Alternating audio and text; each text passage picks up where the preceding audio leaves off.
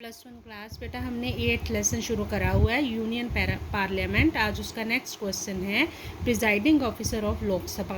बेटे लोकसभा का जो प्रिजाइडिंग ऑफिसर होता है ना वो होता है स्पीकर। अध्यक्ष जो होता है लोकसभा का वो होता है स्पीकर, उसे हम स्पीकर कहते हैं। आज हम उसके बारे में करेंगे कि उसका चुनाव कैसे होता है और उसकी पावर्स क्या हैं।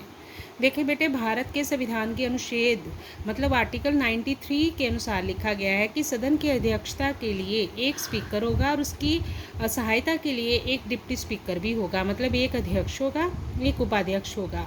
अध्यक्ष का पद बहुत ही सम्मान वाला गिना गया है बेटे इंडिया में, और भारत में स्पीकर को सम्मानजनक पदों में से 6ठा स्थान प्राप्त है और हमारे देश का ये सबसे ऊंचा पद है स्पीकर। ठीक है बेटे।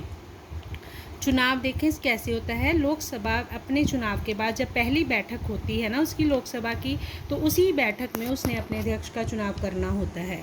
जो स्पीकर होता है बेटा वो सर्वसम्मति से चुना जाता है, मतलब सबकी सहमति से चुना जाता है। लोकसभा में बहुमत दल का जो नेता होता है वो विरोधी दल के नेता से विचार विमर्श करने के बाद अध्यक्ष के लिए नाम पेश करता है, और विरोधी दल का नेता भी अगर उसका समर्थन करता है तो वो व्यक्ति जो है वो स्पीकर बना दिया जाता है। मतलब स्पीकर का चुनाव किसी वो जो दल होता है सत्ताधारी दल अकेला नहीं करता, विरोधी दल की सहमति से, मतलब सबकी सहमति से ही लोकसभा में जो स्पीकर जो है वो चुना जाता है। प्रेजेंट स्पीकर इस समय लोकसभा के कौन है? वर्तमान स्पीकर कौन है बेटे? श्री ओम बिरला।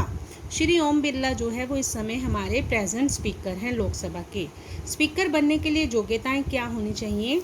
लोकसभा का अध्यक्ष बनने के लिए जो लोकसभा का अध्यक्ष जिसने बनना है उसके लिए ज़रूरी है कि वो लोकसभा का पहले सदस्य हो, और यदि लोकसभा अवधि पूरी होने से पहले ही भंग कर दिया जाती है तो अध्यक्ष तब भी अपने पद पर रहता है। मतलब स्पीकर जब तक नई लोकसभा नहीं बनती तब तक अपने पद पर काम करता है।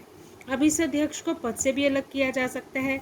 Removal of the speaker from office, मतलब अगर वो कोई काम ठीक ढंग से ना करे, अगर किसी कारण से जो स्पीकर है वो लोकसभा का सदस्य नहीं रहता, मतलब उससे लोकसभा की मेंबरशिप खो जाती है, अध्यक्ष खुद भी अपने पद से त्यागपत्र दे सकता है। मतलब स्पीकर खुद भी रिजाइन दे सकता है, और अध्यक्ष को सदन के उपस्थित सदस्य बहुमत से प्रस्ताव पास करके भी अलग कर सकते हैं। मतलब उन्होंने मेजोरिटी से प्रस्ताव पास कर देना है कि हमें ये जो हमारा अध्यक्ष है हमें स्वीकार नहीं है, इसे बदल दिया जाए।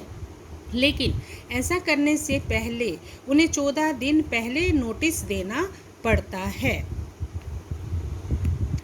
नेक्स्ट है वेतन और भत्ते। मतलब इसे सैलरी कैसे मिलती है, इसके अलावा सैलरी के अलावा और क्या क्या मिलता है। देखें बेटा, स्पीकर को भी वेतन और भत्ते जो है ना समय समय पर, जैसे चिकित्सा संबंधी भत्ते होते हैं, डॉक्टरी सुविधाएं और भी बहुत सारी सुविधाएं, रहने की, घूमने फिरने की, ये सारी सुविधाएं जो है उसे दी जाती है। लेकिन कैसे उसकी कितना वेतन होगा, कितनी उसे सुविधाएं दी जाएंगी, ये समय समय पर संसद द्वारा निश्चित किए जाते हैं। मतलब ये कोई फिक्स नहीं होते कि एक बार इतने हैं तो अगले भी, हर टाइम टू टाइम जो है पार्लियामेंट ये फिक्स करती है कि इस समय उसके वेतन कितना होगा और उसके लिए उसे कितने भत्ते और दिए जाएंगे।